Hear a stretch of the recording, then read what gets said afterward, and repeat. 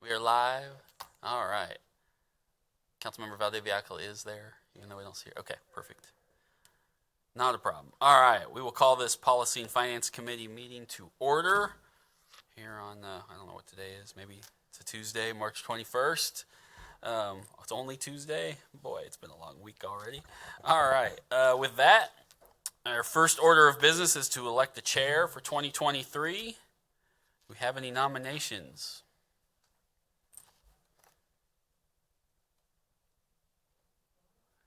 I see your lips moving. We do not hear you, Councilmember Nager. I'm sorry. Can you hear me now? Yes. Okay, awesome. I move to nominate Councilmember Duncan. Second. All right. Well, all in favor, say aye. Aye. Aye. Aye. No one opposed? All right. We'll move on. Our first real item today is discussion of a NODO improvement fund. I'll be honest, I don't have a lot of history here or information, which I think we'll get. I know that this, at least conversation may have started 2 city managers ago when our one was here, and then we had an interim, and now Steve is here. So that's kind of what happens when you're in transition. So Councilmember Valdeviacola had brought me into it and said, could we have a discussion and start talking about it? And I said, absolutely. And so that's why it's on today's agenda. So with that, I don't know, Steve, it's you or someone else wanted to. Yeah, thank you, Chair. We have Executive Director Tom Underwood in the audience with us for any questions. Proposed is the creation of a development district redevelopment grant for NODO, similar to what we're doing currently with downtown Topeka along Kansas Avenue. The border of this would be Morse on the north, Norris on the south, Quincy to the east, and Jackson to the west. The intention is to encourage investment into commercial and residential real estate in that district. It would be governed by 5 members. The grants would come from 25% residential, 25% commercial, and 50% facade. Requested is an annual contribution of $50,000 to be awarded back out by those 5 members. And then there's also some sidewalks tied into that. So, Tom, anything you want to add to that?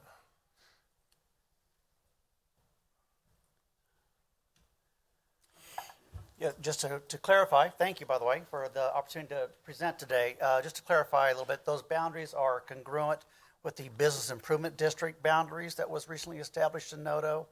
I'll just comment that, everybody knows that the NODO is a historic area. In other words, it's very old buildings, and these are very old buildings that everyone has done a lot of work on. Without the same type of benefit or support that has been afforded to downtown. So really the essence of this whole proposal or request is simply just equity of resources, access to resources and services for the NODO district, so that the folks, small business down there can continue to fix up and develop their buildings. I did not, Councilmember Valdeviacola. Thank you, Chair. While I certainly believe this is the time and the place for this conversation, I guess I'm sorry, that's my dog snoring in the background. My apologies. I guess I'm wondering, and we received this packet pretty late. Why don't we have any information on it in our packet? Is my wonder. Councilwoman, that's on me. I failed to forward it to the rest of the committee. I did forward it to the chair. It's just I missed it. So we're not asking for approval today. This is really to get in front of the committee just for. No, I understand that. I understand that it would, that would be way too soon for it to be approval, but I would like to, as soon as possible, get a copy so that we can start discussing this and try to, hash out whatever we need to hash out and get this on the table seriously to maybe put something before council. It's in your inbox right now. So the percentages you gave, 25% commercial, 25% residential, 50% facade, right? Is that? Yeah, Tom, is that a scoring mechanism or how That did- was taken directly, frankly, that was taken directly from the framework of downtown Topeka. So what we had done, so 4 categories of grants will be available, limited up to, so it's not necessarily a proration of that. It's saying that for a residential, they could get up to a 25% reimbursement. For a commercial, they could get up to a 25% reimbursement. Facade, up to a 50% reimbursement. Gotcha. So it's not necessarily taking the whole pie and dividing it up into portions. It's saying that a business could get up to a certain level of reimbursement. Sure. So if you're looking for an example, for example, the north wall of Onyx Cafe, everyone knows where that north wall is the iconic Greetings from Topeka mural, which borders Redbud Park. That wall, that beautiful mural that thousands of pictures are taken in front of all the time, it's crumbling. That wall is going to come down sometime. So at this point, that would be a really good example of, we know that we need to repair that wall. We know that there's got to be investment. I don't know what that cost is. I'd asked Heather and Pedro to try to get some ballpark estimates. I don't know what that is, but let's just say that's $10,000. So of that $10,000 as a facade, they could apply and get up to 50% of that. Usually there's downtown, they have up to a certain amount. So it's not like just a blank check kind of thing, obviously. So that'd have to be those allocations.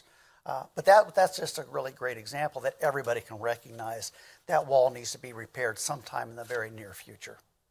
Yeah, I think I was thinking, I guess in theory, since it's an up to, it's not a dollar amount percentage. I mean, you could, in theory, create as many categories as you wanted. Sure. So I didn't know, but I guess the question of that was, I don't know how much residential development there is in Nodo versus obviously downtowns. Well, there's been apartments and, now maybe there's more than I realized. So There's increasing residential in the area. Okay. And even within the boundaries that we've established, there are some independent residential houses in that area. So it could apply. I agree with you. Sure. I don't think that will be a major focus. yeah, okay, and that's why I was curious. Yeah. And then I guess you took it from there, so it's fine. I didn't know. I guess that covers all the categories. I didn't know if there were other categories to be added. Or... And again, frankly, I saw no reason to reinvent the wheel. I took what downtown's doing. It seems, from what I can understand and talking to people, that seems to make sense for them. So frankly, I just pretty well took what downtown did and just tweaked it just a little bit. Sure. I assume this would be, is the current one that we give downtown just general fund dollars? It is. It's a line item, so this would It is. have to be a similar allotment. What Nodo's asking for is a third of what we're providing downtown. Right, I just said that's where the money would come from, is just the right. general fund. Yeah, okay. So I And think- then I guess because I don't know that much about how the downtown one's structured, so I guess if we're structured off of that. So people make these requests to that board, the 5-person board, who then makes the determinations. Yeah, I think We it's going, basically give the money, and then the 5-member board That's correct. makes the determinations. And is that board appointed by who?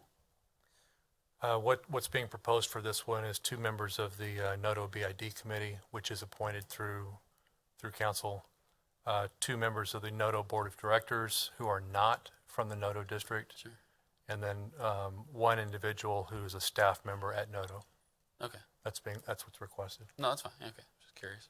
And I think what we would recommend, Chair, is consideration on this when next time you meet, whether it be April or May. That way we can budget for it. If passed, we would budget for it in 2024, and then staff would find the $50,000. As they work the budget for next year. Right. So we would try to find the $50,000 for 2023. Okay. Council members, do you have any comments or questions? Yep. Councilmember Valdiviacola?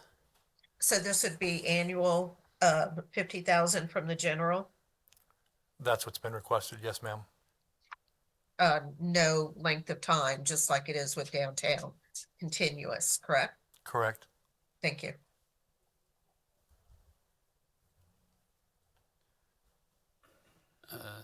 Tom, anything else you want to add? Or You don't have to. I just want to make sure No, you get the any other opportunity. questions? Be glad to answer. No, I think we'll meet again in probably 4 or 5 weeks, if not sooner.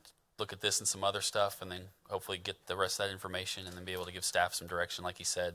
Soonest we could probably do it is 24, but at least as we go through the budget, you'd know what's coming down the line. So let me just make sure that I'm clear. So I understand from the city council allocation, it'd be, if it were to go to city council and be approved, it would not start until 2024, but was I hearing that there would be trying to secure some funds for this current year? Or is that not accurate? No, they're going to start. We're starting work on the budget, the 2024 budget this year. So as they work on the 2024 budget, the goal would be to put it into that, starting with that budget, so they could, because this budget's already done for 2023.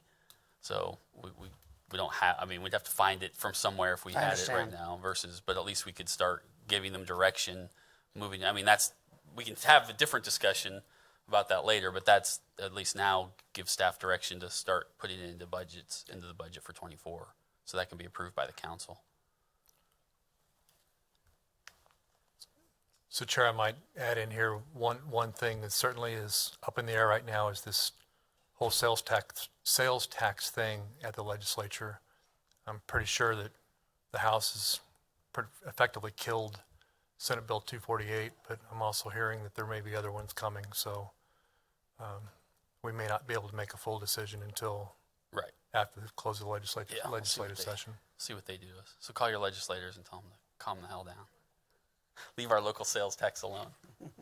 Chair, Yes, Councilman Valdivia-Alcala. thank you. Yeah, I want to continue this dialogue once I have the packet, now that I have the packet and can look it over some more. Obviously, I'm going to be supportive of NOTO getting more money. I just want to tell Tom, thank you for your tenacity and your absolute resilience. And I don't know, this is our third city manager and, you know, you're back with Trout and we've had two more. So, for your persistence, in finding those money that, you know, those monies that are needed for, those that you serve in NOTO. So thank you for that, Tom. Well, thank you. All right. Anything else on this one? Anyone? Council members? Staff? All right. All right, we will move on to item number 4, property tax homestead exemption. I don't know who wants to, I mean, I can, so this came from me not to some degree, this came from me. As we look at various revenue sources and how we can offer some tax relief where we can, I looked at the state's homestead program, which essentially has a list of criteria. You have to have lived in your home for so long, certain income level, so it's primarily lower income individuals. And then the state will provide some dollars to assist you with your property tax revenue. It occurred to me that we could do some form of that on the local level. We obviously can only impact our city mill levy. We can't, maybe someday we'll get the county and the rest to follow our lead if we can get it done. But it seemed like a number of people we could impact, but budgetarily not so severe that we couldn't do it. So that was the task I gave to staff when we started a conversation last year. I'm going to let them lay out what they've brought to us, and then I'll tell you kind of my concept moving forward with that. So. Okay, I'll just hit the legal and then turn it all over to finance, since this is your show. In front of you is one example of something that is similar to what other cities do. The finance team did a memo about it about a year ago and looked at the 4 cities that do this in Johnson County. Most of those, or all 4 of those, are based on an annual appropriation. They do it as part of their budget cycle, looking at revenue for the forecasting for the next year to see how much they do. This is very early in the process, so there's lots of details that you would need to fill out, like how much money you think there will be and who you want to hit. But in front of you is just simply one example, and I will turn it over to finance. Yeah, so we did research through the 4 cities, and they operate it like a rebate program. So applicants come to the city, meet the criteria, apply, and they receive a physical rebate from the city for the prior year's property tax. So that is how the 4 cities in Kansas currently operate their program. To varying degrees, they apply the Homestead Act rules and regulations, but that's customizable city by city.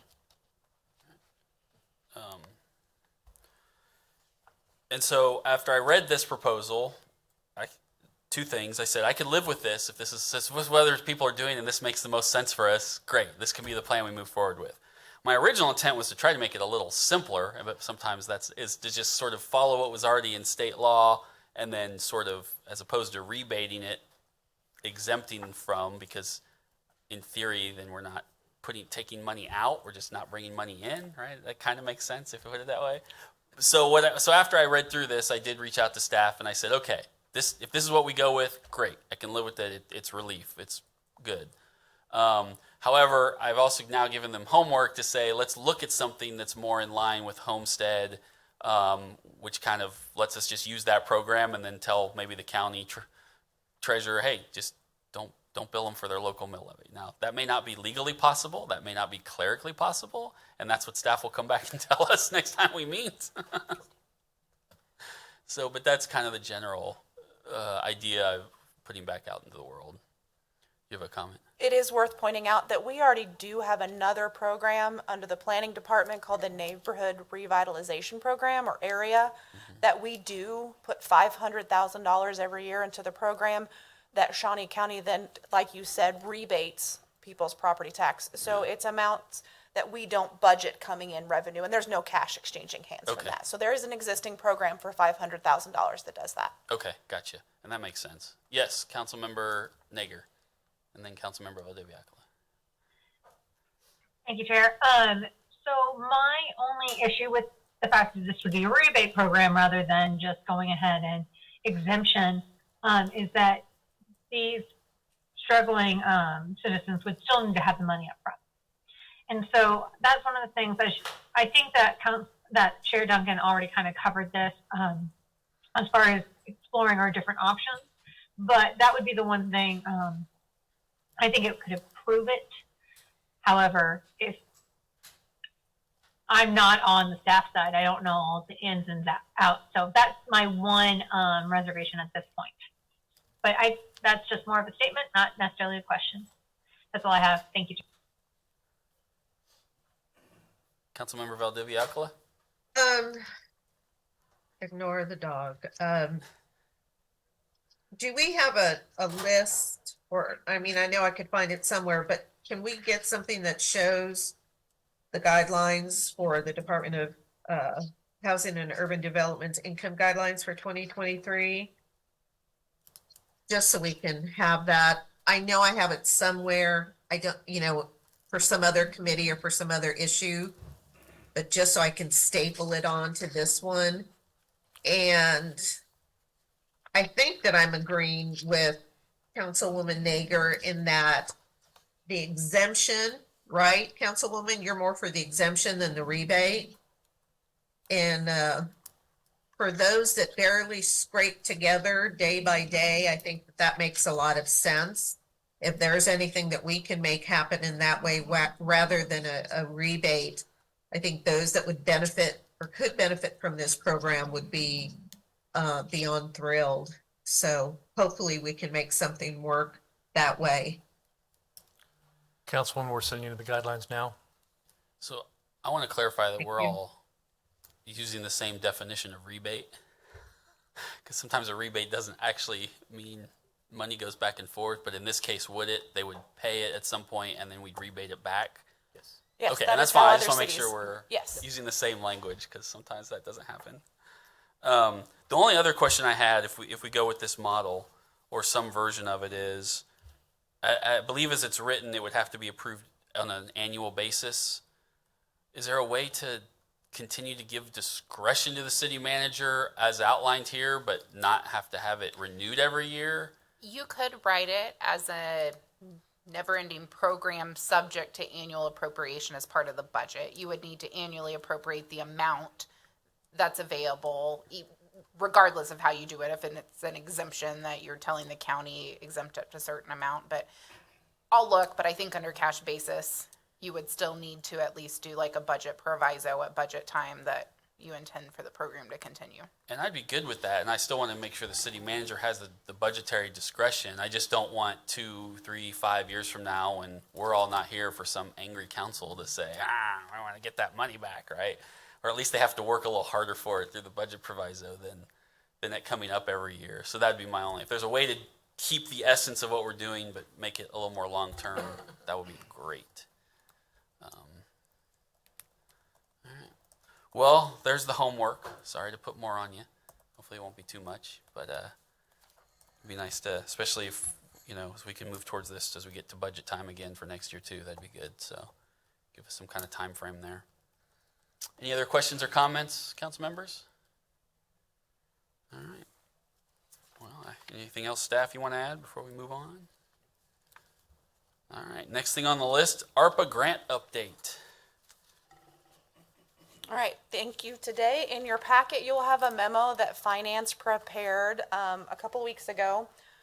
We have good news. As of March 10th, we have given out the first initial distribution to 44 of the 49 total recipients.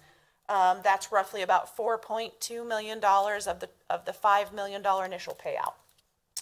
The remaining 5 recipients are still working through the process, either with the federal government or the contract process with the city, and staff is actively contacting them to make sure they're getting the resources and touch bases they need to get those finalized and wrapped up so we can get them their money. We are starting to also see some drawdowns on the second half of money. So far we've had 2. And the last thing that we have upcoming is the recipients will start performing their semi-annual reporting, the first batch coming in April 30th and the second batch coming July 30th. And with that, I'd happy to answer any questions. Councilmember Valdivia Alcala. Thank you, Chair. Do we have on the 5 that are outstanding, is there any common theme that emerges for what the issue is? Or it's all newness, not knowing how to navigate? What? Yes, ma'am, it's the federal government. We require them to have a SAM.gov registration, and these 5 are in various stages working with the feds. The finance department has cultivated a contact inside the federal government that we reach out to help troubleshoot on their side if it's just a logjam issue, because there's hundreds of thousands of entities trying to source these numbers all at once with this ARPA money, or if the applicant maybe needs to make a slight correction or change to their documents so that they can proceed forward. So we're working through that with them, but it's largely at the federal level. So even though it's largely at the federal level, are we finding that these 5 that are not able to draw the money, that it's putting plans in jeopardy, that it's putting program in jeopardy, or? Not that I'm aware, ma'am. Thank you. In our review of those 5, are we pretty confident that once we figure out whatever's the logjam is, they'll get it? Yes. And we'll be able to move forward. Okay, that's good. And then their first reports are due when? April 30th. Half the group will report in April and the other half will report in July. Okay, perfect. And outside of one request have we had any additional requests for amendments to any of the projects? We've had some very, very small minor ones. We are finding recipients are achieving savings and discounts, and for the most part, they're asking to deploy $500 or $1,200 or a couple $1,000s here into doing more than what they originally said they could do. So all the budget amendment requests we've seen have been for good things, that they're able to do more with our money than they originally intended. Amazing. All right. So far, so good then. All right. Is this not for tonight? Maybe next month. We just put this in we don't need to do a report, but get this to the rest of the council, just so they have maybe next month when doing announcements or something, I'll say something, but just give them an update too, so they know where we're at. So they know it's going well. All right. Anyone else have any other comments on that? No? All right. I have one thing here in a second, but does any council members, any other items you want to add or bring up at the moment? Councilmember Nager? The only thing is, staff, you're doing a great job. We really appreciate all the work that you're doing and giving us all the information so that we can readily serve our citizens and get this money to people. So thank you so much. We're taking note. Anything from staff? Yep. Couple City things, Manager? Chair, if we could.